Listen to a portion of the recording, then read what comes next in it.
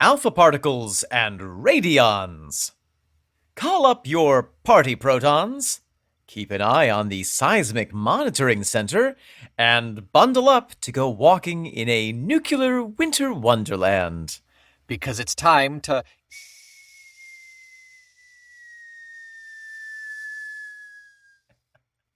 Talk Tull to me.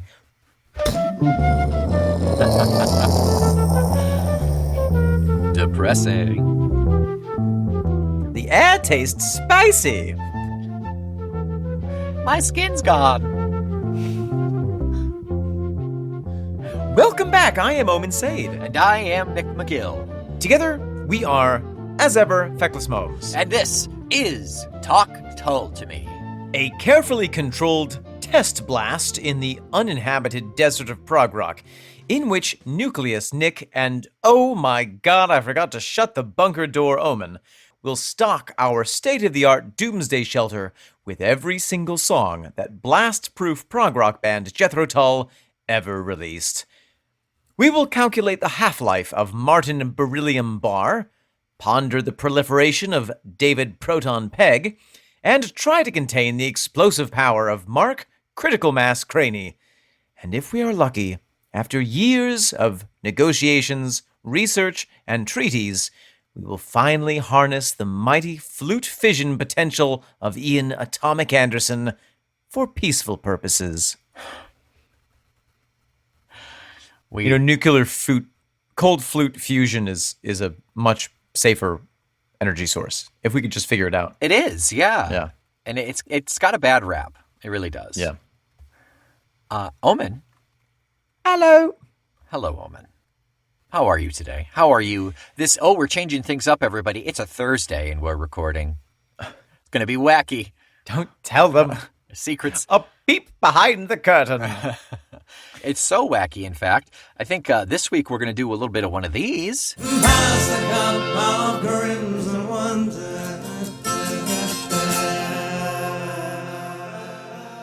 What are you drinking? Nick, what are you drinking? You have convinced me, or you had convinced me, to try non-alcoholic beer. I've led you, after years of having tried to lead you into unhealthy habits, now the great sea of time has changed the tide. That's it. I am, I never swayed over into the bad. I've only been convinced to be even better. Thank you, Omen. I have myself a can of Brewdog's Pelotonia. Oh. Chain Rattler Pelotonia. It's a lemon lime, non-alcoholic flavored near beer. Oh, lovely. Oh. There we go. Sounds like a beer. Smells like a beer. It's very IPA scented. Okay. Oh, it's so good. The lemon citrusy? lime. Yeah. Yeah, it's like a hop soda, basically. Yeah, exactly. And when I drank beer, I never drank more than one at most, but I still always felt so darn heavy. I think it's because these... I mean, do these have wheat in them?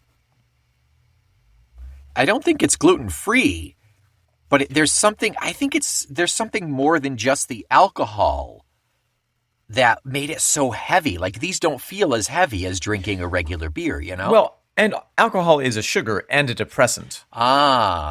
Sugar depressant. That was the name of my speed metal band in high school. Yes. Well, continuing the trend, I have over here one of my beers from the Athletic Brewing Company. Mm-hmm. This is a beer called Cerveza Atletica, and it is their take on a Mexican lager. Now, a Mexican lager is what? Like Corona? Sure. That looks way more amber than Corona. Corona looks like urine. Yeah, well, if your urine looks like Corona, you should drink some water. But I think so drink a Corona. Right. It's lovely. It's tasty. It's not as hoppy as some of the other beers that they make, but it's delightful. It has I feel like with the alcohol-free beers, I feel like I actually spend more time enjoying the taste because I'm not drinking them to drown the pain. Yeah, the sorrows in sugar and depressant. Yes. So, Nick, now that we are sufficiently lubricated, lubed up, we're going to dive into some emails. Mary Marley, if you don't mind, could you please? And Marley. Oh, thank you. Marley, I see you've got yourself a drink there, too. What are you drinking tonight, Marley? I'm drinking the waters of the river Lethe. Oh. That I may forget, young Master Nick. Oh, Marley, what do you need to forget? I mean, you forget to wake me up in the morning. And Who are you and how did you get into my bedroom? Marley, this is the studio. Your bedroom is in the unfinished basement next door. Just head back over there. What are these things on the ends of my legs? Marley, they're roller skates. Now get out of here. Oh, my God. He fell up the stairs. It's talented, man. He's so talented. Can't wait for his book to come out. Oh, my gosh. Can't wait for him to learn how to write. We have to decipher it first, yeah. Just cuneiform. So I have in front of me a quick little email here from, oh my goodness, could it be? To see the kindly doctor. Doc Savage writes in. It's been a little while. It's been a while. Most of the stuff comes through the Discord. Which, if you're not subscribed to, you should become a Patreon member and subscribe to the Discord so that you can see everything that Doc Savage and the rest of our wonderful Tull Skulls have to say. Precisely. Doc Savage writes in, however, this week, this came in just this morning. He says, you've probably already done this song. But just in case, here's an amusing story from this morning's press about how the green screen liar is actually some bloke's smart meter. So this is in reference to Filingdale Flyer. Yes. And he sent me an article that says a smart meter rollout near the RAF base was stopped amid fears the device's signals could harm the warning systems, so that they would maybe possibly set off false alarms. Wow. And he continues and says, I'm sorry to send it to you from the Mail website, a vile rag that I wouldn't usually use, but I'm still in France and it's the only place I can find which has reported the story. I'll get the Guardian version to you if there is one. So I responded, so is this the equivalent of me sending you something from Fox News? Uh-huh. I was going to say, don't worry about it, but I get it. I'd be embarrassed to send anything from Fox News. And he says, yep, you've nailed it. The Daily Mail is a middle-market, right-wing tabloid, also Britain's biggest-selling newspaper, and a pretty precise barometer of what conservative voters are thinking on any given subject. Oh, there you go. It is a very good comparison then. It wields a certain amount of power, a fact it tends to use in a kind of scorched earth way. So yeah, Fox News only written down. So because it is coming from the Daily Mail, I will not be posting this link. I don't want to give them any traffic, but just a reference to the Filingdale Flyers and the green screen liar. Thank you for that, Doc Savage. Delightful. Thank you very much to the good doctor.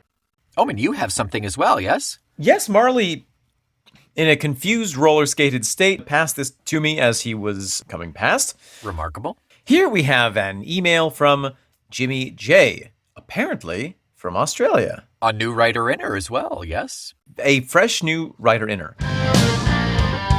White innocence. Subject, my first time Tull tale. Message, dear feckless Momes, an old Tullite from Australia wants to thank you guys for having filled my codpiece to overflowing in the last month or so. Since I discovered your podcast. It's been so much fun, with hopefully much more to come, as it were. Ooh. Loving your witty analysis. It delivers in typical Tull style, intelligent and funny in equal measure. However, I am worried, dear Momes. Why is it that every Tull skull is a lonely, slightly weird island amongst their friends and family? Everyone that listens to you guys, including moi, or Vernacular Verbose, or Stuart Wood, appears to have the same sad story to tell. They are the only person they know who likes Jethro Tull. Omen's anecdote about gifting his wife with a $5 copy of Aqualung is a typical tale reminiscent of, but not as humbling as my tragic 1977 attempt to impress the girl with my word-perfect recitation of the hare who lost his spectacles. Even after me rolling my R perfectly on trembling, she seemed to miss the genius of Mr. Anderson and Mr. Hammond. That still consumes me 45 years later. Was it the rabbit suit? It still bewilders me that others don't get Tull. Thank God for the magical powers of the interweb. Because of podcasters like you, we lucky, like-minded momes have clubbed together, and finally I can get my fill of deep diving into the daubs of Dante in a passion play, peruse your views on Baker Street Muse, and march alongside the mad scientist. Bravo, Omen and Nick. Love your work. Keep it up, Jimmy J. P.S. I listen through Spotify. How do I give you 5 stars? I don't know the answer to Spotify just yet.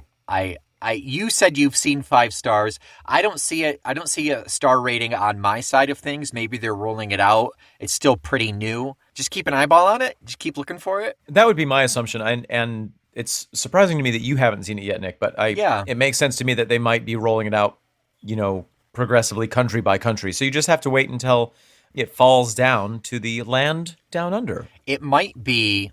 I don't listen to podcasts on Spotify, so it might be podcast listeners on Spotify, but also regional. Who knows how they roll these things out? I certainly don't.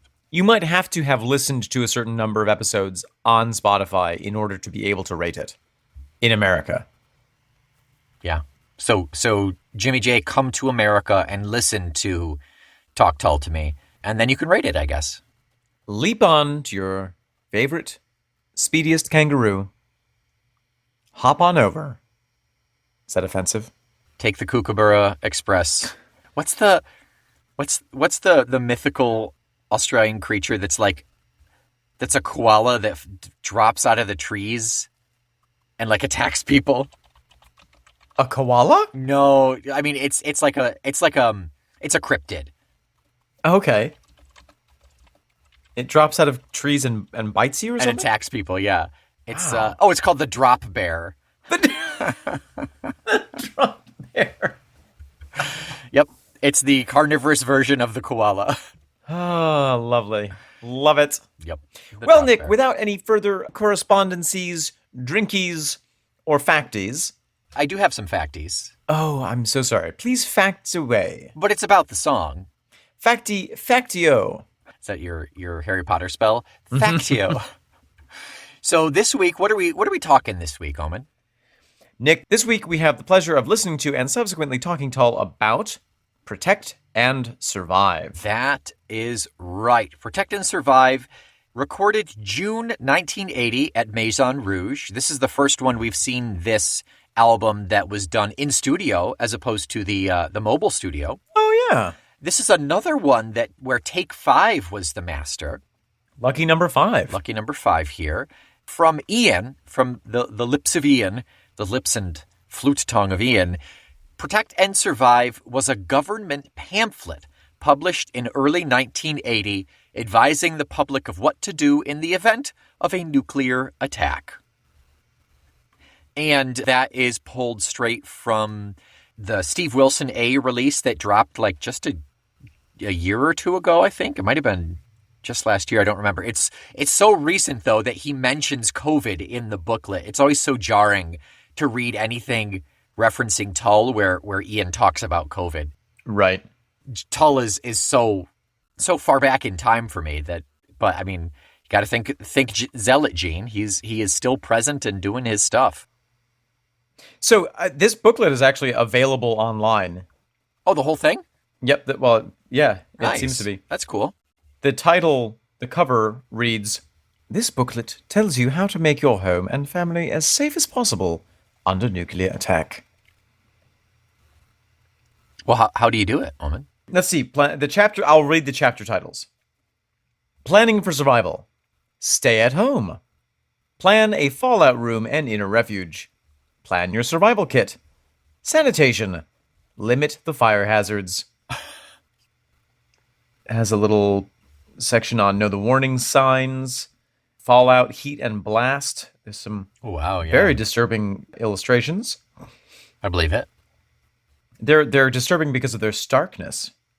Here's a section on fallout. Fallout is dust that is sucked up from the ground by the explosion. It can be deadly dangerous. It rises high in the air and can be carried by the winds for hundreds of miles before falling to the ground. The radiation from this dust is dangerous. It cannot be seen or felt. It has no smell, and it can be detected only by special instruments. Exposure to it can cause sickness and death. Yes, it can. So for the science behind it, the dust is irradiated by the nuclear particles, and it's the dust that carries that radiation. Yikes.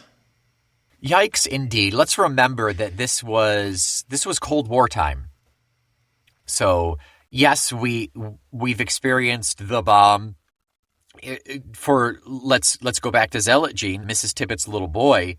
That's when we first experienced the bomb, and thank God we've never experienced it elsewhere. But there was that time in the 80s where everyone was like, I'm going to push. No, I won't push the button. Are you going to push the button? Because if you push the button, I'm going to push the button. Don't push the button because I might push the button.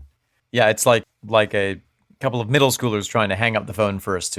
Yeah, just way less cute. Way less cute. Well, with that context, Nick, and I think it'll be pretty evident from the lyrics. I think we would have gotten that even without the reference from Anderson. Although knowing about the booklet is really, really fascinating. Yeah. Shall we go ahead and have a listen to the song? Yeah. Let's get into our tubs and listen to Protect and Survive.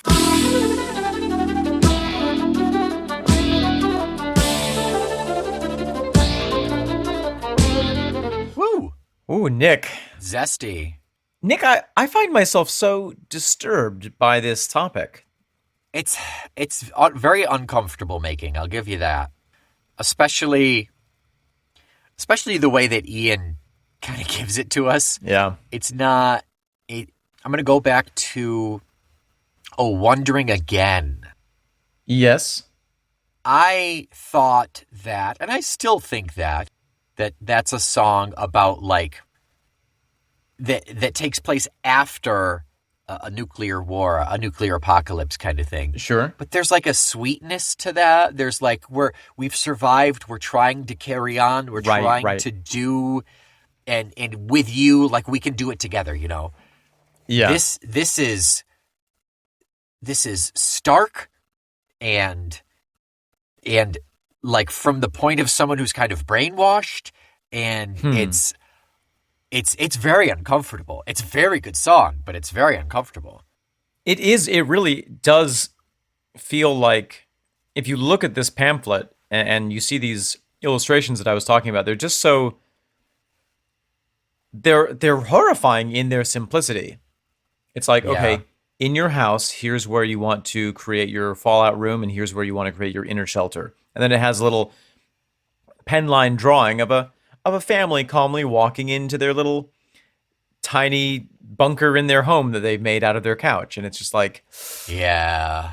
Absolutely the most horrifying thing you could imagine. I just found it. I'm going to drop it into the show notes for everybody if you're interested. Great. It's very horrifyingly interesting. And there's something very dispassionate about the way that he describes this event.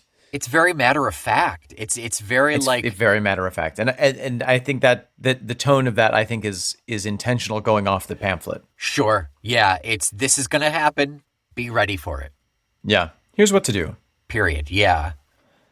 Nick, is this a song that you jam out to when this comes on in your car on your ACD that you've wrestled out of its plastic case using your teeth, going 90 on the freeway and stuck into your CD drive? Is this one that you're like, ooh, yeah, protect and survive? It wasn't one. like a lot of this album, actually. Sure. Most of this album was one that I just kind of glossed over. None of it really stuck. None of it really stood out. But going into each one, deep diving and really learning about the lyrics, that's what's really pulling me into this album. Yeah, totally. It is fascinating. Pre this album, during this experience we're having, what I don't know why I said it like that. What was your thought on Protect and Survive? Did you have anything? Was it? I mean, it's the opener of side B. Oh, you know, right. so Interesting. Like, well, and I listened to it on CD, so I didn't have that kind of B-side flip over experience. But valid. There are a number of songs on this album that I really, truly enjoy and really do get excited when they come on. This is not particularly one of them. It's one that I always just was sort of like, here it is, cool. Yeah. I never really listened to the lyrics or tried to figure them out, but I do enjoy the music. There are a number of musical aspects of the song that I enjoy. I don't think as a whole it's one that gets me bum a shaken. Yeah, I think it's more for me personally, I think it's more appreciated based on the lyrics in the context and the presentation of the lyrics. Musically, it's not bad musically. I mean, the instrumentation is great. Yeah, exactly. Yeah, there's some really cool elements to it. That organ. Oh my God, that synthy organ, the synthesizer, yeah, so foreign and scary feeling. It's so ominous.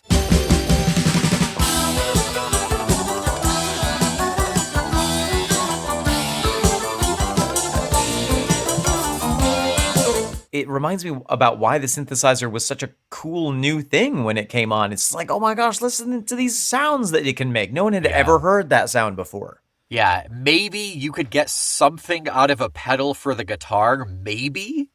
But nothing that clean and that digital, that electronic sounding. I mean, it's so fabulous. Yeah. It's also interesting to note that the guitar follows the melody of this song along with Ian for most of it. Most of the time that he's singing, the guitar is right there with him in the background doing the same melody line, while the synthesizer is playing counterpoint, which is a little bit of a different setup than what we typically have with Tull. Yeah, I didn't notice that. I like that a lot. The whole song musically is so, it's set up very, very nice with all the instruments. Like, I can hear them all.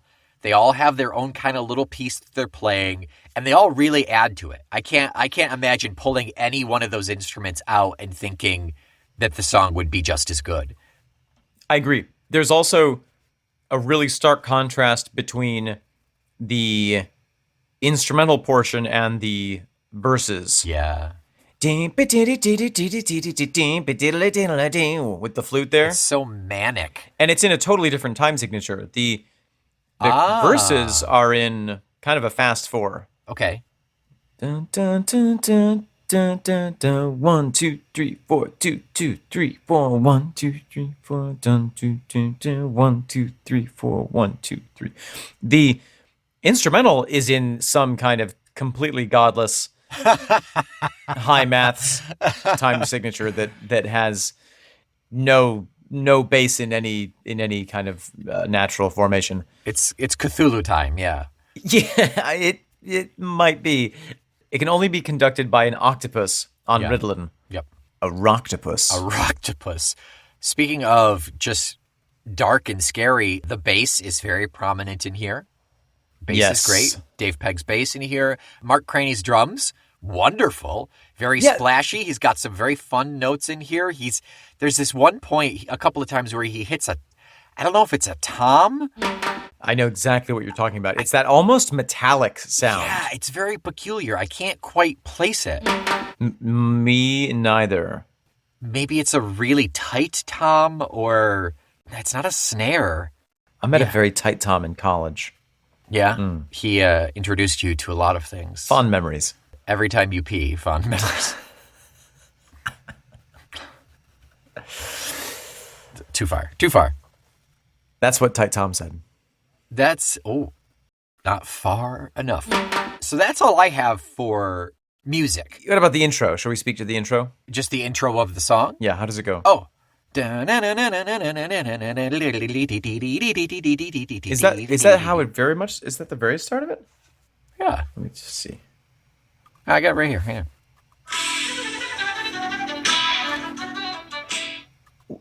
We started playing at exactly the same time, and it was like, gah. Super stereo, a four-dimensional stereo. Nick, why don't we jump into the lyrics? Yeah, I've got way more interest in the lyrics. Okay. Again, music, great. I'm very impressed with the music. Way more interested in the lyrics, though. They said, "Protect, and you'll survive." But our postman didn't call. Yes. They said protect and you survive, but our postman didn't call. And that clearly that goes back to the pamphlet. Yeah. This is how to protect your family and thus survive a nuclear attack. Right. Is it protect yourself and survive? Is that's what it's saying here? In order to survive, you have to protect yourself. You need to protect yourself, right? Without knowing that this pamphlet was a thing, that it was titled this, I wouldn't quite grasp that, I don't think.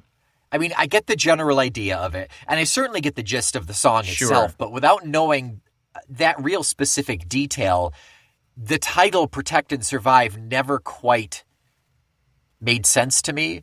Because protect, to me, you don't protect yourself. You would be protecting someone else. But I mean, I guess I can see it. But it kind of folds in on itself, because in order to protect other people, you have to survive first. Sure. It's put on your air mask before you put on your kid's air mask. Exactly. Yeah. But the postman didn't call. Right. This next one is like, oh my God, these really dark, but so matter-of-fact lines that he throws in here. 8 pounds of overpressure seemed to glue him to the wall. Overpressure wave. 8 pounds of overpressure wave seemed to glue him to the wall. So, Nick, what is overpressure?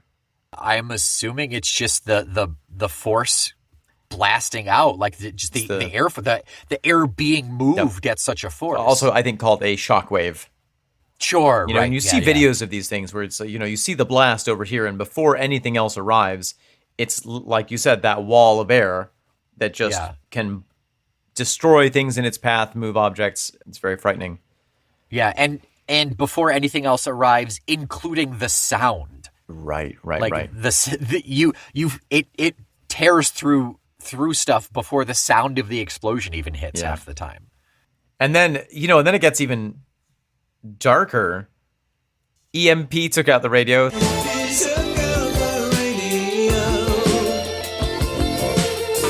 So that's electromagnetic pulse. That's one of the byproducts of a nuclear explosion.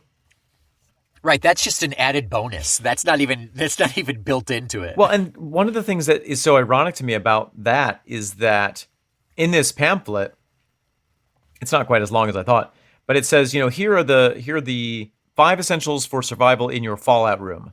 The first is drinking water, the second is food, the third is portable radio and spare batteries. So it's, the pamphlet saying, hey, make sure you have a radio because that's how we're going to communicate to you when it's safe to come out and what's happening. Right. And Ian is saying one of the first things that happened in this event is the radio got knocked out by the EMP. Yeah, but if the radio's not on, it survives, right? Like I don't really know. There's no electric charge running through. Yeah, I don't know either. But yeah, I mean, all of these little... And our milkman didn't call, flash blinded by the pretty lights, didn't see his bottles fall, or feel the warm black rain arrive. And our milkman didn't call. Flash blinded by the pretty lights, didn't see his bottles fall, or feel the warm black rain arrive. It's so graphic, and it's so... I'm going to say it again. It's just so matter of fact. He's just listing, and that's where this brainwashed feeling comes from. That it's like, it's okay. I protected and I survived, these other people did not. Yeah. For one reason or another. Now what do I do? I'm still waiting. I'm ready for you to tell me what to do. You told me if I survive, we'll get through this. What do we do next? Have you ever seen the 1983 film The Day After? I don't think so, no. It's an incredible and very disturbing piece of cinema. Yeah, it sounds... I've definitely heard of it before. It was written right around this time. It was written... Started writing the script in 81. And yeah, it's really kind of a thought experiment. It's called The Day After because it most of it follows the day after a transatlantic nuclear attack. It takes place mostly in Kansas. Oh, interesting. Okay. And it mostly doesn't, it's not like we have to stop the nukes and save the world. It's not like from the perspective of the military, the president, or any of the heroes. It's literally like some doctors and some farmers who are like, okay, this thing has happened. What do we do now? There How do we survive this? And there's a scene that sticks out to me. Well, one part of it is that there are a lot of people there are a lot of people in the film who are dealing with blindness from the flash of the light. And you see the doctors treating them, and the doctors, their skin is falling off because of the radiation poisoning, and they're still trying to treat the people who are, it's so bad. Because people can be irradiated too. Yeah. But there's this one scene in which there's it's maybe a week after, and there's this agricultural group of farmers who are meeting, and one of them is like the local official who has the booklet out and is saying, all right, this is what the government booklet says to do for farming. We have to scrape off the top 2 feet of topsoil, which is poisoned, and start planting crops in the next bit of soil, and it's important to do that as soon as possible. And one of the farmers is like, excuse me, what is the point of any of this? Like, are any of us going to survive to harvest any crops, let alone how do we remove the first 2 feet of topsoil? Yeah. And it's this contrast of kind of, this person trying to just do the thing that they're supposed to do and go through to help the survival of the community, and someone else just pointing out the obvious, like, nihilist, horrible tragedy of it all, and being like, what are we doing here? We're all going to die anyway. Yeah, some notable stars of The Day After were Steve Guttenberg, John Lithgow, and Wayne Knight. That's exciting. Steve Guttenberg, I love his printing press. Yeah, but he did that before he started acting. Oh, yeah. It's multiple talents. Also, along the same vein of nuclear disaster, I highly recommend Chernobyl on HBO. Oh. Very dark and scary and graphic and real, but also like some amazing television as well. The reference to the warm black rain, I believe that is a phenomenon that happens after nuclear blast sometimes, because the rain is warm because of the immense heat released by the blast, and it's black because of all the ash that's in the air. Yeah, and traditionally, and rain. Most rain forms around something. It forms around dust. So as that microscopic dust goes in the air, you're much more likely to get rain if there's enough humidity. And with all that heat and change in pressure, there's a good chance that you're going to be creating storm fronts and air pressures and stuff like that. And of course, it's massively toxic. And also the next line, big friendly cloud builds in the west. And our dustmen haven't called. Our dustmen. I know that's like the garbage man, but still, dust. Choosing dust there. Yeah. They left the dual carriageway at 100 miles an hour, a tailwind chasing them away. Big friendly cloud builds in the west, and our dustmen haven't called. They left the dual carriageway at 100 miles an hour.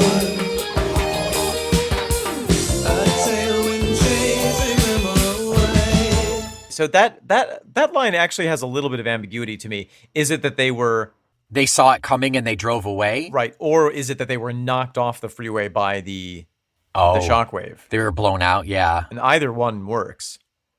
It does, yeah. I thought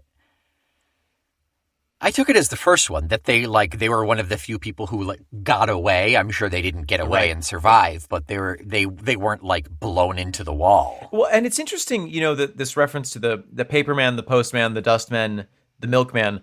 One of the, we talked a little bit about this in Filingdale Flyer, which was that was part of the 4-minute warning system. Sure, yeah. So this whole thing is predicated on the thing of okay, you have 4 minutes to get home. If you're a milkman, you can't get home. Yeah, you find the closest place. Hopefully the house you're at has room in there. But then you get in. I mean, there's an episode of the Twilight Zone, I think, that has to do with the setting as a backyard barbecue. Oh, I know where this is going. Yeah. Have you seen this one? I haven't, but I'm pretty sure I know where this is going. And it starts out as just totally casual American, backyard barbecue, and the couple who's hosting the barbecue is saying, "Oh yeah, we just installed this really state-of-the-art nuclear shelter." Yeah. And everyone's like, "Oh, that's so cool." And some of the guests are like, "Oh, you wankers, how can you blow your money on that?" And then at the party, the nuclear warning system goes off, and they're like, "You have 4 minutes." And it immediately devolves into who can come into the shelter, and do we have enough space for everyone who's here? And no, of course we don't. And so how do we choose? And then, right, physical violence breaks out, and it just devolves into the worst of human behavior. Right. Yeah. For survival. Exactly. And then at the end of the episode, the radio comes on. And it's like, this has been a test of our nuclear warning system. Oh my God! I did not expect that. Ugh. Yeah. So then they have to live with the consequences. Yeah. But you create and you stock your shelter for X number of people. Yes. Anyone else, any extra mouth will put a burden on that. Tank your survival possibility. Yeah. So, I mean, this is really a fertile ground for works of science fiction and thought. It's scary. It's mysterious. It's a realm that we have absolutely no control over. And even in the best of circumstances, survivability life is completely changed and survivability plummets. Oh yeah. So yeah, it is fodder, especially for around that era when it was on the consciousness. Yes. I'm sure in public discourse. In 5 years, we're going to see a whole lot of epidemic and disease and pandemic-y stuff. Ugh, how dull. You're supposed to say why? What's going on? And then the next verse kind of goes into that whole bunker question. In deep shelters lurk below sub-regional control, who sympathize but cannot help to mend your body or your soul. And in deep shelters lurk below sub-regional control, who sympathize but cannot help to mend your body or your soul. This idea that there's this disparity between the people who are reading this pamphlet being like, well, darling, if we move the couch over here and put a sheet over it, we'll have our fallout shelter, and the people who are, who've had a state-of-the-art military bunker that they have access to built. The people who published the pamphlet. Right, exactly. And so they're going to, as the lyrics say, pop up when the all clear signal sounds, which is another part of the pamphlet saying you have to stay in your shelter until you get the all clear. Self-appointed guardians of the race with egg upon their face. Self-appointed guardians of the race with egg upon their face. Right. It's like, right. These are the people who ultimately caused this nuclear war, and they're the people who have the best chance of survival. We're able to survive it, yeah. Yeah, and that's just to note, that's the bridge, too. That the sound changes completely when he sings that. That's a really good point. Everything slows down, yeah. And then we have that one final verse, picks back up again. The speed, the manic, all the instruments kind of blending and piercing. So I watched 2 new suns spin. And so I watched 2 new suns spin. 2 new suns? Is that the flash? Is that the explosion? I'm not sure what that is. I think that refers to the real sun and the explosion, which is the which has the force of the sun. But it's 2 new suns. Yeah, I know. So is There's it like, something a is it little like, bit is it burned in his eyes so like he can still kind of see them? Oh, that's interesting. One in each eye, maybe? I don't know. That's a good one. And it is so powerful that, if you're outside, even if you close your eyes, you can still go blind because the light penetrates your eyelids. Yeah. Burnt shadow printed on the road. Our paper man doesn't fall. Burnt shadow printed on the road. Yes, this is one of the most disturbing. They found the shadows of humans in Hiroshima and Nagasaki. That it was, I don't even know how that works. It must have been something like stopping the particles. So my understanding of it is that there's one of two things that's happening. I'm not sure which it is. One of them is that the light is so strong that it bleaches any surface that it comes in contact with. But if there is a human figure there, or any kind of a figure there, the shadow that it casts as that human figure is being burnt away is enough to change the amount of light that hits that surface. Yeah. And so you get a darker spot where the human shadow was. I think that's how it works. Yeah, that's my guess. But is there a different? No, I think that's it. I think the other one doesn't actually make any sense. It reminds me, it's not the same process, but it reminds me of, you remember, in upstate New York when it's winter. Do you remember winter, Nick? I've been living in it for the last 2 months. Then it should be fresh in your memory. Yeah. So in the winter, you occasionally find like a maple leaf that will fall onto the snow if it falls off a tree. And it can absorb the sunlight and sink into the snow because it heats up while the rest of the snow is reflecting it, and it collects heat and actually melts a little bit into the show. Oh, sure. And then it can be blown away, and so sometimes you'll find a maple leaf shaped leaf spot, leaf imprint in the snow. Yeah, just a little bit. To me, it's like Ray's doing this thing now called cyanotype. Oh, so it's basically like you taking photography chemicals, I think, and she puts so she'll treat the paper with the chemicals, and she'll put like leaves down or feathers. Mm-hmm. And then put a UV light over the top of it and let it sit for half an hour, whatever the exposure is. And everything that doesn't have the leaf or the feather or whatever on it turns this like deep like blue, this gorgeous blue. Wow. And everything else has this perfect outline of white underneath it. So it's the leaf, or she did this really gorgeous one with feathers where you could see like the individual fronds of the feather. Wow, that's amazing. Yeah, it's really, really cool stuff. I wonder if she might have some of it up on her site, ravenmcgill.com. But I know she's really big into it lately. So check out her Instagram. She really is an amazing artist and really doing some very innovative techniques. So I did look it up, and it is the heat and the irradiation, the UV radiation from the blast changes the color of surfaces. But if that surface is protected by a burning human body, sure, yeah, as it's vaporized, that's how the shadow is created. So, and I'm going to piggyback one more time. Go to raven.mcgill on Instagram, and her post from 2 days ago. So February 15th, you can see the feathers and the cyanotype. It's gorgeous. It's so cool. Highly recommend checking that out. Very neat. Very neat indeed. Anything else about Protect and Survive, Omen? Man, it's just so depressing. Nick, the danger with this project that we're doing is that we are learning. I never want to stop learning. I never wanted to begin. So here we are. Here we are. No one's happy.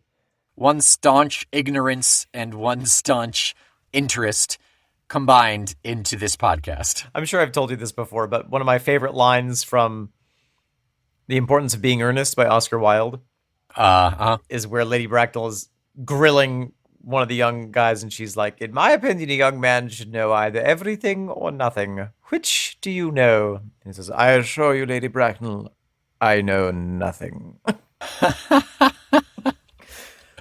God, that play is so good. You know, Nick, the threat of nuclear war was still quite in the public consciousness when we were children. I think so. Yeah, I think that's safe to say. But it seems to have, at least it is not so much in the public discourse, or maybe it is just simply overwhelmed by all the other horrible things that we're worried about.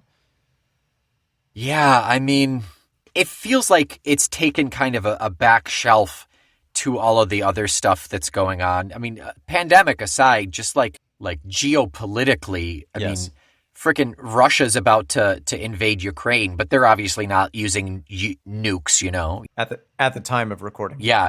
Oh, by the time you listen to this, Russia will have invaded Ukraine. They're not doing nukes, you know. No, but on the other hand, we have states like Iran and North Korea that we have worries about becoming nuclear capable. But it does seem like it's less of a daily concern than it was in the early 1980s, for instance. You know, I think there was a bit of a scare about it with North Korea a couple of years ago. Yeah, every couple of years I feel like there's a little spike. Yeah. But wasn't there, what's it called? There was like... Peanut butter. There was kind of... Oh, it's peanut butter. Thank God. All right. Good night, everyone. There was 90s, early 2000s where everybody like agreed, quote unquote, like, yes, we're going to get rid of our nukes. Yes. Nuclear disarmament has been... Disarmament. There it is. Yeah. A project for a long time. However, nuclear proliferation still very much is happening. Yeah. And so I think the efforts, people's concerns and the way that they voiced their concerns in the 80s and 90s and 70s and 60s about nuclear war has to some extent resulted in the reduction of the nuclear arsenal to a certain extent. Yeah. But I mean, I think I remember even concerns about China with missile silos and testing and satellites seeing new silos crop up or being built. You know, it is humanity, so it is an ever-present thing. Speaking of worries and things, you know what I learned, which is kind of fun? Please tell me what you learned. That is kind of fun. There is an international agreement about Antarctica, the continent of Antarctica. There's an international agreement between, I think, maybe all countries to not put any military installations or do any war on Antarctica. It is officially a peaceful continent. We will not do any war on Antarctica. Excuse me, sir, are you doing a war? No. No, military exercise. Oh yeah, but isn't that really a war? No. Military No, but exercise. you're not even allowed to do military exercises. Oh, that's good. Not even sit-ups. Not one. Don't think about a push-up. Don't even run. Everybody has to walk on Antarctica. You can't play chess. It gets violent. It does. No caber tossing. Was that a war game?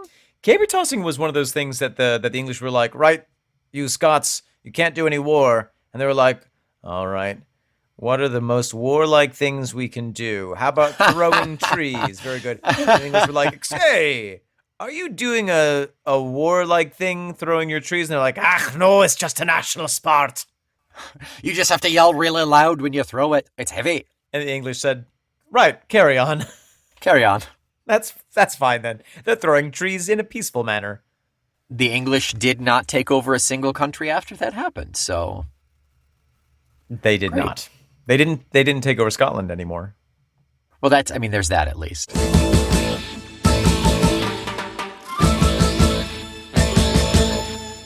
Shall we toss the cabers of our minds forward to next week and mention what we are talking about Tull-wise next week?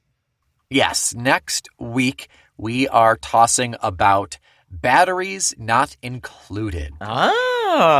Ooh. A fun, lighthearted ditty. Or is it? Find out next week. It's a mystery and it's terrifying. Until next week, why don't you consider us a big friendly cloud? And through that friendly cloud, you can see 5 stars. Go to Spotify. If you listen to enough Spotify and they allow you to give us 5 stars, go to Apple Podcasts, go to your podcatcher, wherever you listen, and rate us and review us. I see on iTunes now, I can't see the reviews, but I see on iTunes now, we have a 4.9 out of 5. What? Who gave us I less see. than a 5? I think a single 1, a single 2, and a couple of 3s and 4s. Mostly 5s, but I can't see them. It kills me. It kills me. When you prepare your fallout shelter, remember these essential items: food, tin opener, and a subscription to the Talk Tull to Me Patreon to keep you amused in those long, dark hours where you can chat with other Tull aficionados in their countries of origin. That's right. Everyone can enjoy the worldwide nuclear holocaust together in our Discord. Until next week, I am the 3.5 gallons of survival water, Omen Sade. And I am the tailwind chasing him away, Nick McGill. This is a lean-to made of sloping doors taken from rooms above, Feckless Momes. And we sympathize, but cannot help. We are Talk Tull to Me.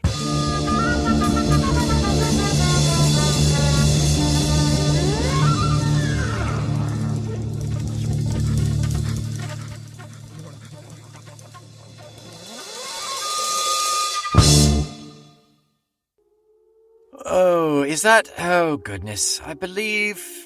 Yes, those are the air raid sirens there. I believe a nuclear blast is imminent. Oh, yes, Gerald, you can see it through the window. There's a massive dust cloud rising. Margaret, shall we retire to the shelter? Yes, I suppose so. Oh, Gerald, what are we Margaret? forgetting? Oh, let us not forget a little light reading. Oh, no, fetch, protect, and survive, would you? Here's the booklet. Here it is. Okay. So charming. I just love this color. All right, Gerald, pay attention. Don't look at the lights. Goodness me, it's so distracting. Yes. Let's see what we have here. All right. Do we have our food in choosing, including stock, sugar, jams, and other sweet foods? Well, I've got foie gras and pâté and caviar and don't forget I've got toast points. Oh, lovely. Does that work? Did you bring the powdered milk? I brought the powdered gin. Oh, perfect, wonderful. That's lovely. Oh, and a good thing too, because I'd just seen the milkman vaporize. Oh, dreadful. What a way to go, Teddy. What a way to go. I guess we'll never have to tell him that his wife was having an affair. How ironic, isn't It that? is. Yeah. Let's see, warm clothing. I brought my favorite nightie, the one that you like, Gerald. Ooh, doesn't cover much, but it certainly keeps me warm, I'll tell you that. Those Russians will certainly be sad to lose the view of these. And What else? And next on the checklist is the pooping bucket. Oh, yes, I don't poop, Margaret, do you? No, not since 1973. All right, we don't Not need since we were married. we don't need a loo bucket. No, it's very, very unglamorous. Now, what about this priceless bust of Charles de Gaulle? Is that on the list? I can never remember. I don't think it is, but aren't we allowed personal items? Let's see. Vaseline, a box of dry sand, plastic gloves, toys, and magazines. I suppose it's a toy. Yeah, we'll consider it a It's a toy. Who could forget Charles de Gaulle? Who could forget Charles de Gaulle? A hero from another age, truly. Oh, and there goes the school up in flames. Oh, there it is. Now those kids will not be out in the yard screaming and playing. So I suppose something good came from this. I think we're going to have our first peaceful weekend in 17 years, Gerald. Oh, it'll be so quiet. What else? What else do you see on that list? Are we forgetting anything else, But Margaret? it does say that you should bring something for your personal amusement.